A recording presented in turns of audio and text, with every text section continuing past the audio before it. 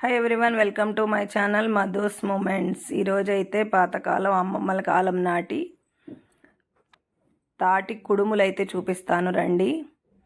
ఇదిగోండి, సమ్మర్లో మనం ముంజలు అని తింటాం కదా, అవి సమ్మర్లో తింటే ముంజల్లా ఉంటాయి. ఇవి ఇట్లాగే కాయలు వదిలేస్తే ఇలా పండి తాటి కాయలు అవుతాయి అన్నమాట.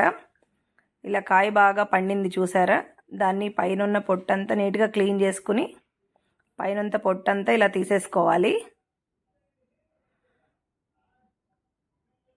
ఇదిగోండి, మొత్తం ఇట్లా క్లీన్ చేసుకున్న తర్వాత దాంట్లో ముంజలు 3 ఉంటాయి కదా, ఆ మూడింటిని ఇట్లా విడిగా చేత్తో గుంజితే వచ్చేస్తాయి అన్నమాట. మూడింటిని ఇట్లా సపరేట్ చేసుకుని, అదిగోండి ఇట్లా మూడు ముంజల్ని ఇట్లా సపరేట్ చేసేసుకుని గింజలు ఉండిపోతాయి.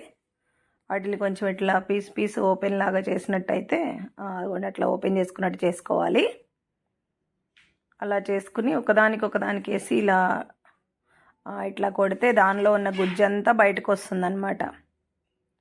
అదిగోండి, అలా మూడింటిని బాగా కొట్టుకోవాలి. ఒకదానికి వేసి ఇలా కొట్టుకున్న తర్వాత ఇలా కింద ఒక బౌల్ పెట్టాలి. దాని మీద పైన ఒక జాలి గిన్నె పెట్టి జాలి గిన్నెకేసి ఇలా రాస్తే దానిలో ఉన్న గుజ్జంతా కిందకి దిగిపోతుంది. అదిగోండి అలా గుజ్జు వచ్చేసింది కదా, స్మూత్గా అదంతా వచ్చేస్తుంది. ఇప్పుడు అయితే ఒక 1/2 kg బెల్లాన్ని సన్నగా తరుక్కోవాలి. మనం బియ్యం ఉంటాయి కదా ఇంట్లో, రేషన్ బియ్యాన్ని 1 kg బియ్యం అంతా రవ్వ పట్టించుకొచ్చుకోవాలి. సన్న ఉప్మా రవ్వ పట్టించినట్టు రవ్వ పట్టించుకుని ఒక 1/2 గంట ముందు వాటర్లో ఇట్లా నానబెట్టుకోవాలన్నమాట.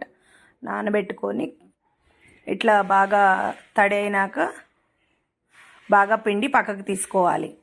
సో ఇలా గుజ్జు అయితే రెడీ అయిపోయింది కదా, దీనిలో యాలకుల పొడి, ఒక 1/2 kg బెల్లం అండ్ ఆ రవ్వ దీనిలో అది కలిపేసి యాలకుల పొడి వేసి బెల్లం వేసి బాగా ఉండలంతా పోయేదాకా బాగా ఇట్లా కలిపేసుకోవాలి. రెడీ అయిపోయింది కదా, దీనిలో ఇప్పుడైతే ఆ రవ్వ చూసుకుని పోసుకోవాలి. 1 kg అంత మరైతే వేయించుకొచ్చుకుంటే, లేదా మనం ఇంట్లో మిక్సీ వేసుకున్న కన్సిస్టెన్సీ వచ్చేంత వరకు చూసుకుంటే కలుపుకుంటే సరిపోతుంది. అదిగోండి ఇట్లా ఈ కన్సిస్టెన్సీ ఉండే వరకు కలుపుకొని ఒక 10 minutes పక్కన పెట్టుకుంటే సరిపోతుంది అనమాట.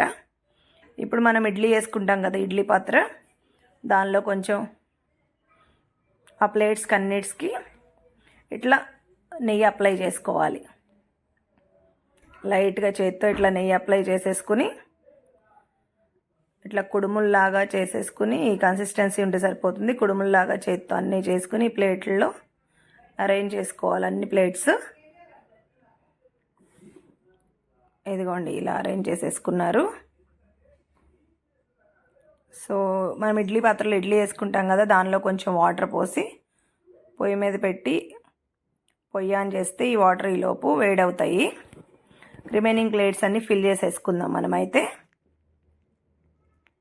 అన్ని ప్లేట్స్ అన్నీ ఫిల్ చేసేసుకున్నాం కదా.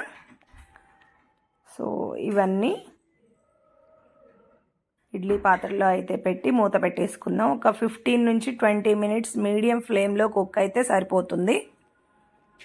ఎమ్మీగా ఉండే అమ్మమ్మల కాలం నాటి ఆ రోజుల్లో ఇటువంటి తిండి తినబట్టే హెల్తీగా ఉన్నారనమాట. Like, share and subscribe my channel.